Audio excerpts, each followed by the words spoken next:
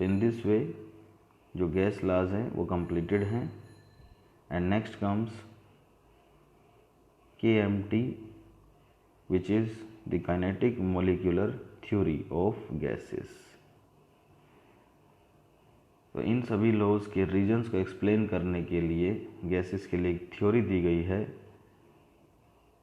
कि why volume is inversely proportional to pressure according to Boyle's law, why volume directly proportional to temperature and pressure directly proportional to temperature and volume directly proportional to number of moles and Dalton's law P total is equal to PA plus PB। तो इन सभी laws को explain करती है हमारी ये theory जिसका नाम है kinetic molecular theory of gas. तो to explain the nature of gases and gas laws in 1738 the Bernoulli name of scientist gives this theory and this theory was completely given in 1857 by Clausius. दोबारा से इस theory को फिर कुछ point add करके क्लेसियस ने और एलेबोरेट किया था। इस थ्योरी को हम माइक्रोस्कोपिक मॉडल या डायनामिक पार्टिकल मॉडल भी बोलते हैं। सो ये थ्योरी जो है ये क्या बोलती है, the postulates of theory, gases contains large number of similar molecules, atoms में भी गैसेस में बहुत सारे एक जैसे मॉलिक्यूल्स होते हैं और वो मॉलिक्यूल सिंगल एटम भी हो सकता है जैसे नोबल गैसेस में, which are so much apart from each other. Gases के मॉलिक्यूल्स बहुत ज़्यादा दूर होते हैं। The volume of molecules are negligible as compared to empty space between molecules। तो molecules की जो वॉल्यूम है उससे बहुत ही ज़्यादा empty space प्रेजेंट है। सपोज ये कंटेनर है और इसमें ये बहुत छोटे molecules हैं इस तरह से, तो उनमें बहुत ज़्यादा स्पेस प्रेजेंट है।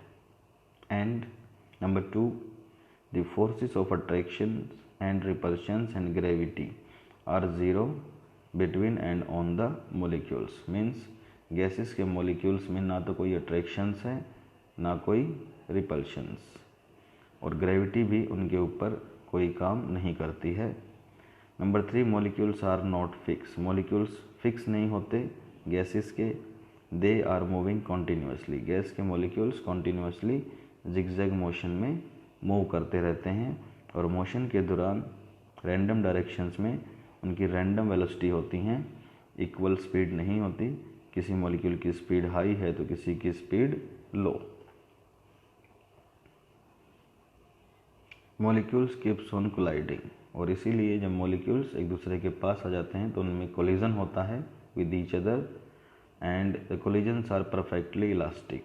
बट जो कोलिजन्स हैं वो इलास्टिक हैं, मीन्स अगर एक मॉलिक्यूल दूसरे मॉलिक्यूल से कोलाइड करता है और ये मॉलिक्यूल अगर जितना स्लो होगा तो दूसरा उतना ही फास्ट हो जाएगा, तो there will be no loss of energy in the form of heat, because collision से नॉर्मली हीट जनरेट होती है नॉर्मल सब्सटेंसेस में जिनका मास ज़्यादा है, बट गैसेस में ऐसा नहीं है।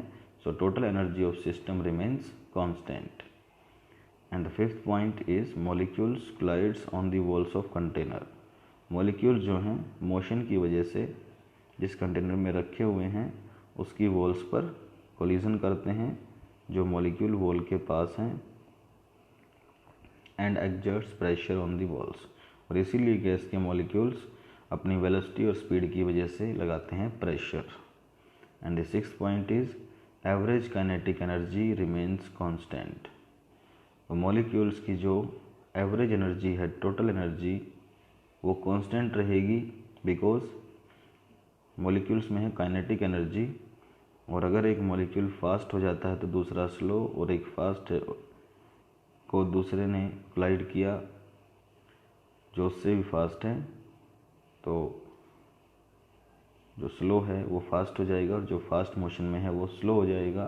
तो एवरेज एनर्जी जो है मॉलिक्यूल्स की वो कांस्टेंट रहेगी, लेकिन तब तक है जब तक है एक पार्टिकुलर टेम्परेचर, और अगर टेम्परेचर चेंज हो जाता है तो मॉलिक्यूल्स की एवरेज एनर्जी भी चेंज हो जाएगी। एंड इट इज़ फाउंड कि एनर्जी जो है वो डायरेक्टली प्रोपोर्शनल है टेम्परेचर के, तो average kinetic energy directly proportional to temperature, जिसको हम लिखते हैं KE बार, जिसका मतलब है एवरेज। और अगर हम ओनली के ई लिखें तो वो होती है 1 मॉलिक्यूल की energy and it is directly proportional to temperature in kelvin. तो higher the temperature more the energy and less the temperature less the energy. So इस थ्योरी से हमें क्या इन्फॉर्मेशन मिलती है? Number 1, gases are highly compressible. First postulate के according gases के बीच में काफ़ी स्पेस है, तो गैसेस हाईली कंप्रेसिबल इसीलिए होती हैं। Number 2, gases expands and takes up all the volume available, it is due to second point. जो गैस हैं वो सेल्फ इसलिए एक्सपेंड करते हैं क्योंकि पार्टिकल्स कंटिन्यूसली मोशन में हैं और वो चलते रहते, जितना स्पेस उनको मिलेगा तो उतना ही एक्सपेंड वो कर जाएंगे।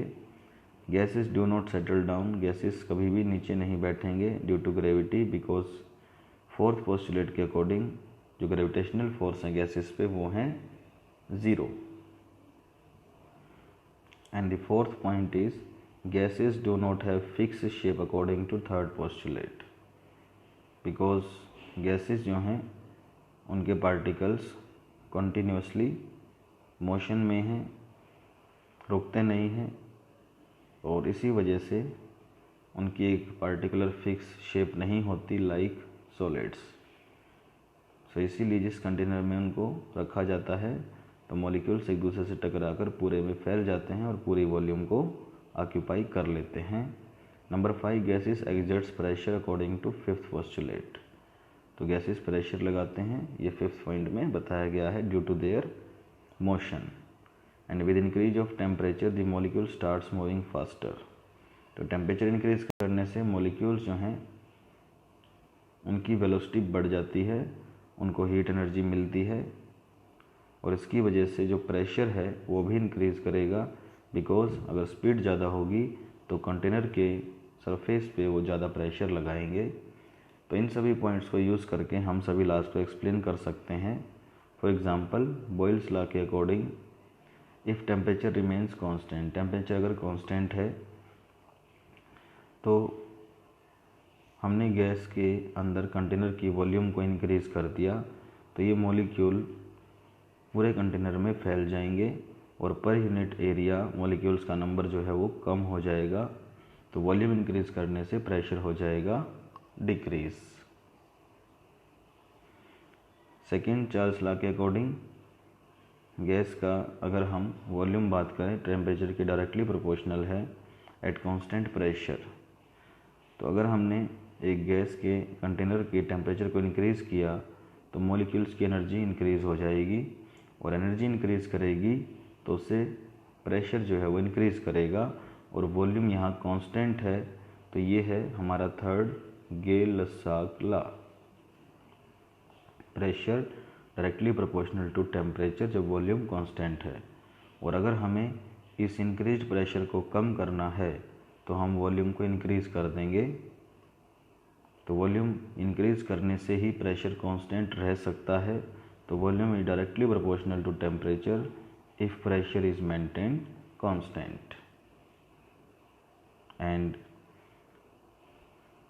इन तीनों लॉज को कंबाइन करके फिर हमारा एवोगैड्रो लॉ और आइडियल गैस इक्वेशन आती है कि volume is directly proportional to number of moles if pressure and temperature constant. Means अगर हमने गैस का जो पार्टिकल्स हैं उनका 1 मोल लिया किसी टेम्परेचर प्रेशर पे और उनके मोल्स को हमने डबल कर दिया अगर, तो प्रेशर डबल हो जाएगा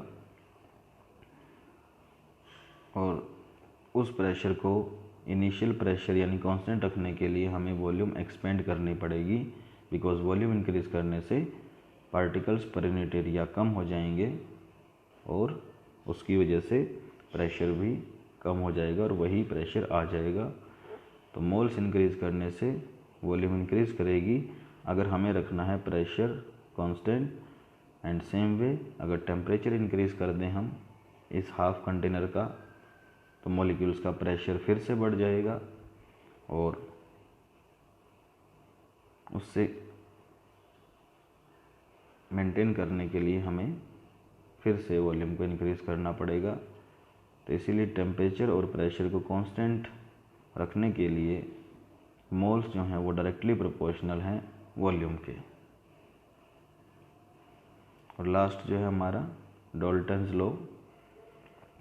डाल्टन लॉ के अकॉर्डिंग एक गैस है हमारे पास जो ए गैस है और एक गैस है बी। तो according to kinetic theory particles के बीच में ना तो अट्रैक्शंस हैं ना रिपल्शंस हैं, तो मिक्सिंग के बाद भी मॉलिक्यूल अपना अपना प्रेशर इंडिविजुअली लगाएंगे और एक दूसरे से कोई रिएक्शन नहीं करेंगे। तो इसीलिए मिक्सिंग के बाद टोटल प्रेशर उनके पार्शियल प्रेशर्स का इक्वल होगा, because there is no interaction in between the gases. So in this way इस थ्योरी से हम सभी लॉज को एक्सप्लेन कर सकते हैं। All the gas laws can be explained easily using the theory. और इस थ्योरी ने अपनी अलग से इक्वेशन दी है जो कि P = nRT का ही एक दूसरा फॉर्म है, और इसको हमें डायरेक्टली याद करना है।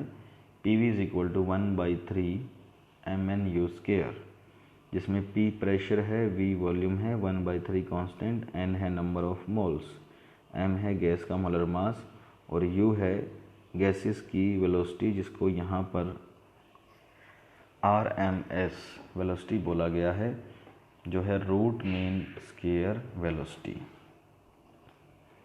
मीन्स अगर हम डिफरेंट मॉलिक्यूल्स की वेलोसिटी है, जैसे V1 उसका स्क्वायर कर दें, V2 उसका स्क्वायर कर दें और अप टू Vn सभी का स्क्वायर करके और उसका मीन निकालें, तो वेलोसिटीज़ के स्क्वायर्स का मीन निकाल के उसका हम स्क्वायर रूट ले लें, तो एक फाइनली जो हमें एक मीन वैल्यू मिलेगी उसे बोलते हैं root mean square velocities, RMS velocity, root mean square.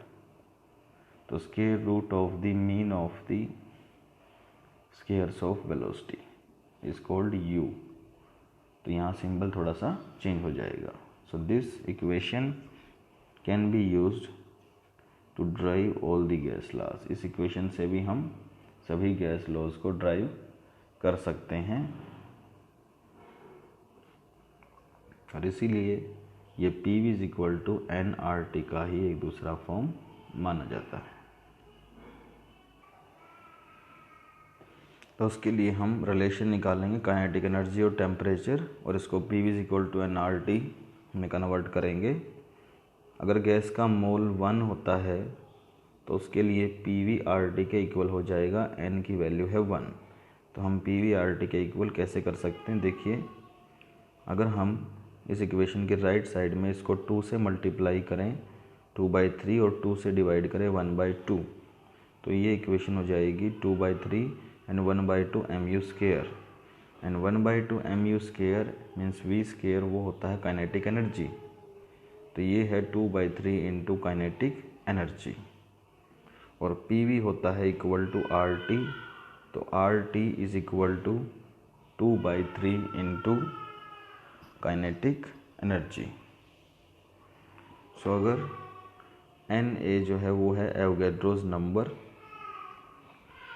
तो काइनेटिक एनर्जी को अगर हम Na से डिवाइड करें और 2/3 को लेफ्ट साइड में ले जाएं तो 3/2 इंटू RT अपॉन में एवोगैड्रो नंबर, तो दोनों साइड को हमने एवोगैड्रो नंबर से डिवाइड कर दिया है।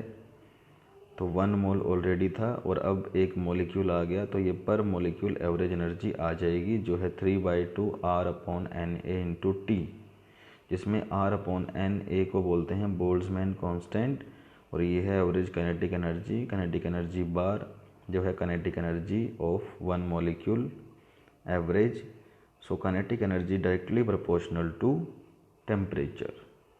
काइनेटिक एनर्जी टेम्परेचर के डायरेक्टली प्रोपोर्शनल है, बिकॉज 3/2 और R/A क्या हैं, कॉन्स्टेंट्स, R भी कॉन्स्टेंट है और Na भी कॉन्स्टेंट है।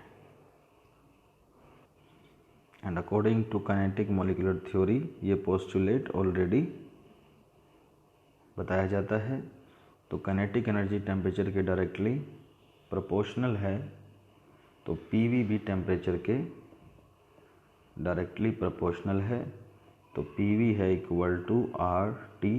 तो दोनों इक्वेशन एक दूसरे से ड्राइव होती हैं, और ideal gas equation gas laws से बनाई गई है, तो इसीलिए ये इक्वेशन भी हमारी एक्सप्लेन करती है गैस लॉस को, और ये P V is equal to R T के इक्वल है। तो नेक्स्ट टॉपिक होगा हमारा ideal and non ideal gas, that will be done in next lecture. Thank you.